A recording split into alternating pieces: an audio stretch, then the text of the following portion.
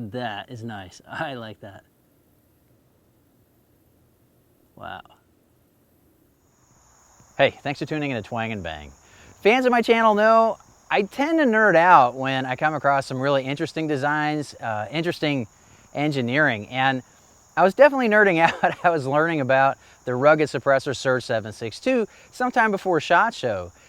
It's a 30 caliber can, 9 inches long, quick detach that's both relatively light and quiet for its size, but it's also a 7.5 inch 30 caliber quick detach can that's relatively light and quiet for that size.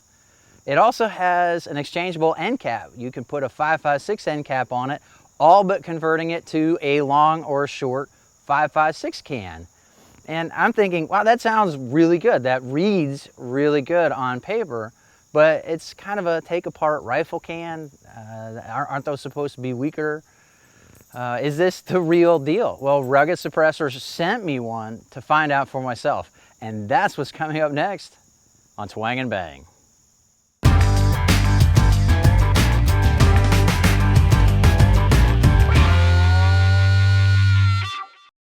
The Surge 762 is the first can from Rugged Suppressors in what will eventually be a full lineup of rifle, pistol, and rimfire silencers. Its Cerakote 316L stainless tube is stuffed with stellite baffles, giving it a caliber rating of full auto up to 300 Remington Ultra Magnum. What makes the Surge unique among rifle cans is the Adapt modular technology. The silencer can be converted from its full length to a short configuration using only an end cap tool. Remarkably, both configurations are actually light compared to other quick detach cans their sizes, and both also meter as well as fixed length silencers. The Adapt module adds 2 baffles to the Surge 762, reducing both the decibels as well as tone of a suppressed host. What's probably obvious is that the threads of the module match those on the end caps. That's what allows you to thread an end cap in place of the Adapt module, resulting in a 7.5 inch length and 17.5 ounce weight. With the Adapt module, the Surge 762 is 9 inches long and a svelte 21.5 ounces. Rugged actually designed the Surge 762 around their unconditional lifetime warranty.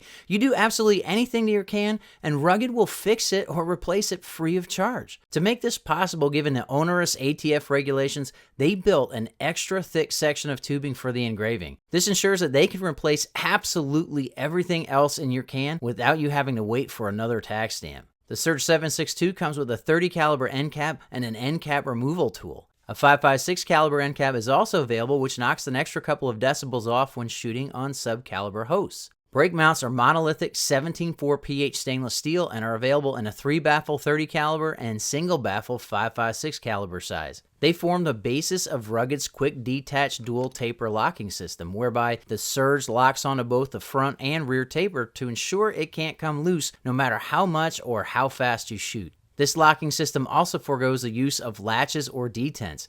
That means there's no way you're going to wear out a part simply from installing and removing your Surge from the mounts. You can see there's actually 2 tapers on this brake mount, one in the front and one in the back. This front one engages the blast baffle as you tighten the can on conventionally. It seats on that taper right there, and that helps to seal gas off of the threads. And then this taper back here is what the spring arms on that back lock collar engage. So you have a taper wedging the can in the front, and then it's cross compressed from this taper in the back. And once you tighten both down, and you don't have to crank it or anything, you just snug it down on the front, and you actually turn the lock collar all the way to its end range of motion, and then it automatically seats perfectly. There's no way that can is coming off. It's not vibrating or anything. That's a really slick system. This is pretty cool. I can actually show you how this works. First, I want to show you the shoulder of that rear engagement surface. It is right in there now that it's focused. So I'm going to seat this brake all the way. So now the front shoulder is engaged in the back of the blast baffle in the front there. Now, look at this lock ring. There are a couple things to note. First of all, there are 2 spring arms here and here. And that little part right there is an engagement surface, and that part right there is an engagement surface. Now, look at the outer ring. Right here and right here are cam lobes. And so as I tighten this down, you can see that cam lobe, it's working its way, and now with it all the way tightened, that cam lobe is right behind that engagement surface.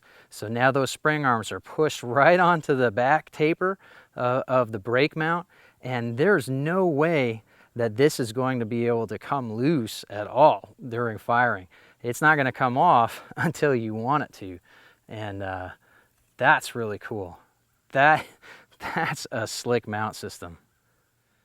I'm a huge fan of Suppressed Subsonic 300 Blackout, so that's what I want to start with for this test. I'm shooting the new American Eagle 220 grain open tip match. It is a subsonic load designed to not only be quiet, subsonic, but also shoot very cleanly for your suppressor.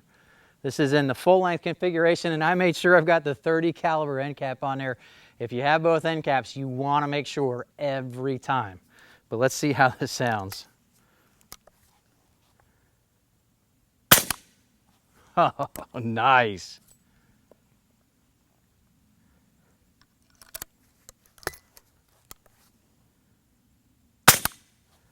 Okay, so there's a little first round pop, but it's not offensive at all.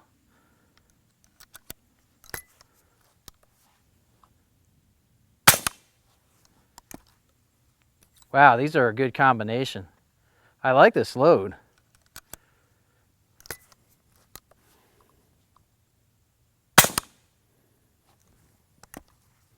That sounds really good.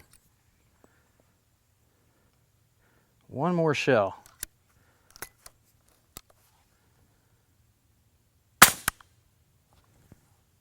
That's great. That sounds great. Now let's see what the short configuration sounds like. Okay, now it's in a short configuration. This is actually a really cool length.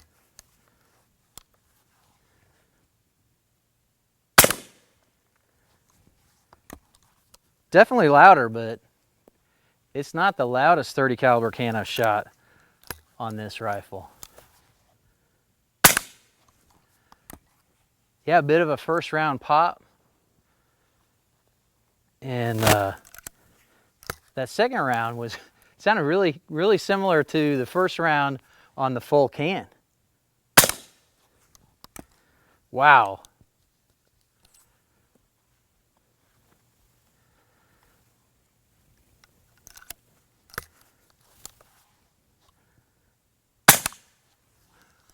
Oh my gosh.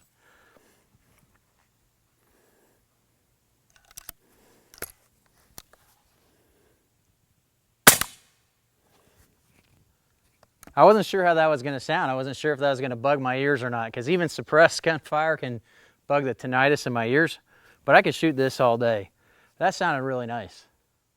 Full length 30 caliber end cap on my Bravo Company 11.5 inch SBR. I'm shooting ZQI 62 grain. It's supersonic, plus there's a lot of noise that comes out of the action shooting any suppressed weapon with high pressure ammo like this. So that's why I've got my ears on anyway.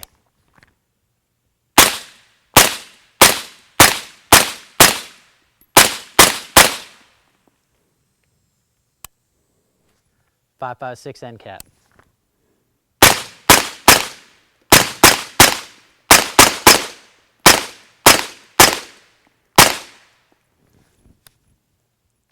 Short configuration, 30 caliber end cap.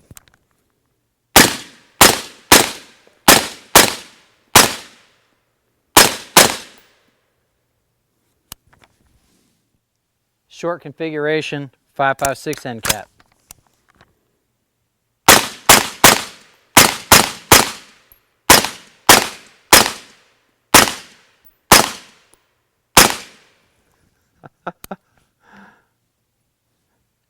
That's actually really nice. I'm not getting a lot of gas back in my face. That's a really good size. You can't do anything about how loud the round is once it leaves the barrel.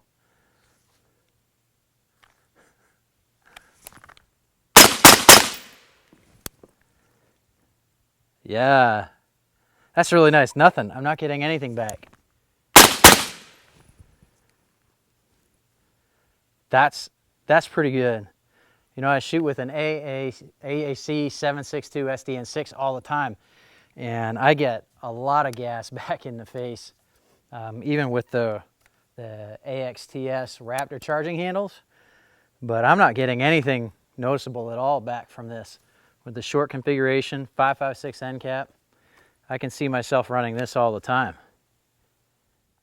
This is American Eagle 150 grain full metal jacket boat tail.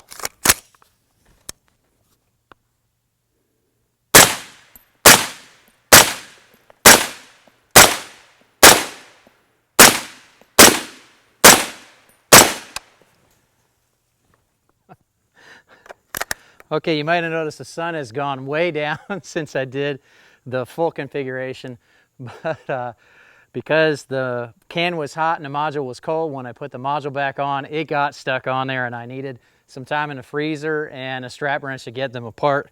But now, let's hear what they sound like, what this sounds like in a short configuration.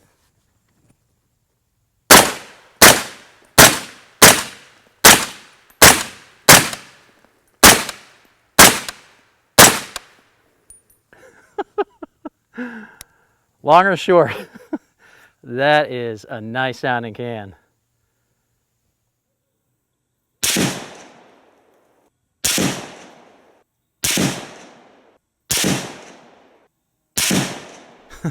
As obscene as the shape of that group looks, its size is what I'm used to getting with my Wilson Combat 308 Super Sniper and Gorilla Ammunition 175 grain SMK. However, I don't have private use of the range, and the shooting bench runs across the whole thing. The rest of my groups were definitely influenced in size by the bumps that were constantly delivered to my support surface, but they consistently show that the point of impact shift is only 2.5 MOA on this rifle, and apples to apples, group size was unaffected by the Surge 7.62. Rugged Suppressors knew that they were going to be battling the myth that even I bought into, that rifle cans need to be welded from end to end to be durable. I think that factored into their name, Rugged Suppressors, but it certainly factored into a test that they did with a Surge 7.62. They put it on the end of an M4, put it in full auto, and did full mag dump after mag dump until a round actually cooked off in the rifle. You will never see me do tests like that. I know there are a lot of other YouTubers that do those kinds of tests. I'm not willing to put myself at risk for anybody's entertainment or to prove something like that, but they did it.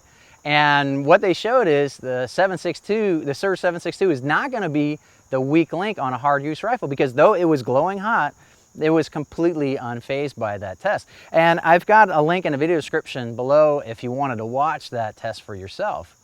What's really cool to me is I'd be willing to give up a few decibels to have the versatility of the Surge 7.62, but I don't have to. I'd be willing to deal with some extra weight to have a can that takes apart, and you can have it as a long can, short can, 30 caliber can, basically a 5.56 can, but I don't have to. And the MSRP being $1,300, I thought, okay, that's the stickler. That's the thing that people are really gonna have to dig deep to say, all right, I'm gonna have to pay more to get this. But you can just throw the MSRP right out the window, because the market price, the price set by dealers right now, is about $950. I've seen actually a combo with a 5.56 end cap and 5.56 muzzle brake that's not included in the standard package that you get with your Surge 7.62 for, I think, $980. And so that puts it right there with other 30 caliber 9-inch, 8-inch rifle cans that are made with stellite or similar materials. So before I even knew that, I figured that this can would rise to the top of my recommendations of general purpose cans for people who are looking for their first rifle can. But at this point, it would take a really unique set of requirements for me to recommend something other than the Surge 7.62. And I think as more people report their personal experience with their Surge 7.62, as the word gets out, Rugged Suppressors is going to sell a ton of these. That doesn't do anything to belittle the fact that there are a lot of great 30 caliber cans out there, but the Surge 7.62 is definitely one of them. If you want to learn more about the Surge 7.62, be sure to click the link in the video description below. Be sure to check me out on Facebook at facebook.com/twangandbang.net, spelled out D-O-T-N-E-T, and you'll see what I'm doing between videos here on Full 30 and YouTube. And be sure to click right here to subscribe so you can catch my next videos on bows, guns, and other cool stuff. I really appreciate you watching Twang and Bang, and I hope to see you next time.